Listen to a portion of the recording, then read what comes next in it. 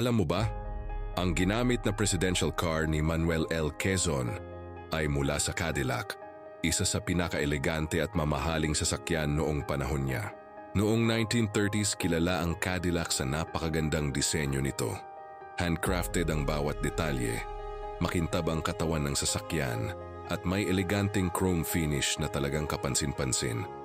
Sa loob naman maluwag at komportable, bagay na bagay sa isang presidente. Parang hari ang dating sa bawat biyahe. Hindi lang maganda, kilala rin ito sa tibay. Makapal ang bakal na ginamit sa body, at ang makina ay ginawa para sa pangmatagalang gamit. Kaya kahit lumipas ang maraming taon, may mga ganitong sasakyan pa ring naipapreserba hanggang ngayon. Ang sasakyang ito ay galing pa sa United States, kung saan nanggaling ang karamihan sa mga luxury vehicles noon. Ini-import ito para sa mga matataas na opisyal bilang simbolo ng estado at dignidad.